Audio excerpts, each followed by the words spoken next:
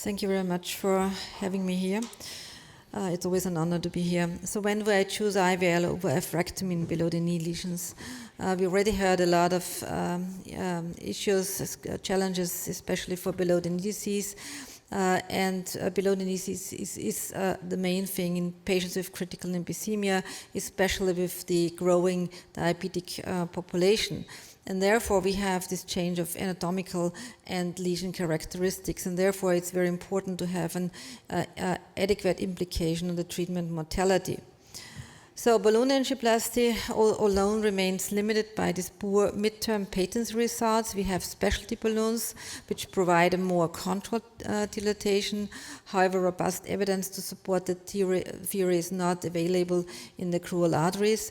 And atherectomy and intravascular lithotripsy may be options for non-dilatable BTK arteries. So with regard to atherectomy and below-the-knee, Fadi already has mentioned that. We have a systemic review and network meta-analysis with 23 studies, where we have this different kind of modalities, atherectomy plus TCP or atherectomy plus BOBA alone or other technologies. And you see with regard to safety, atherectomy is favorable as well with regard to the clinical driven TLR and as well with regard to the primary patency. And there's another scoping review.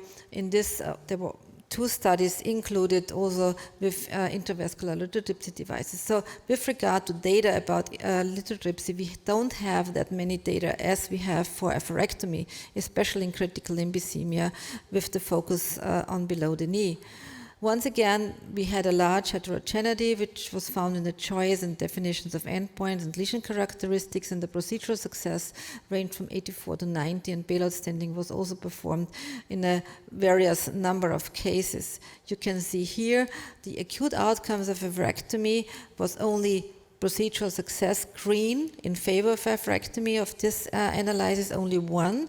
But with regard to the longitudinal outcomes, you see a much more green light for atherectomy.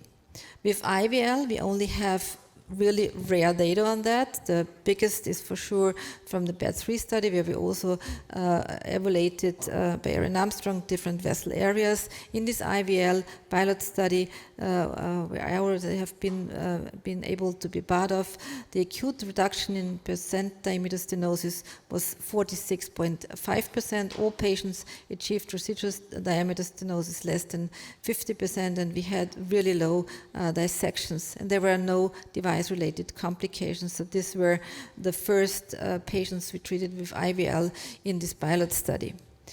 We have newer data from Venata Chanda, which has been published this year in the Journal of Vascular Surgery, 30-day outcomes from the Disrupt PAT2 study, 305 lesions in 250 patients. And here we can see that after IVL, the residual stenosis was reduced to 29%, and after optional both dilatation or stent implantation to 26%. And at 30 days, there were no deaths or major adverse limb events, the major adverse limb event was very rare. Of the patients with baseline wounds, 15.8 had healed at 30 days, and 53.4 were improved at 30 days. You can see that here. Also, there was a change in Rutherford category. Right now, we have a new technology, which is the endovascular laser-assisted lithotripsy, which is now the former Bolt technology, where we already have been able to take part with. The PI for the below the knee was Michael Lichtenberg. We had 20 patients enrolled, and with regard to severe calcification, it was a high number of severe calcification, 91.6%, and acute reduction diameter stenosis was also achieved in 47.5%, and the residual diameter stenosis below 50%, post-treatment was 100%. So IVL usage of the Delphi consensus, which has been published recently, heavy calcified lesions, there we use IVL. Thank you very much for your attention.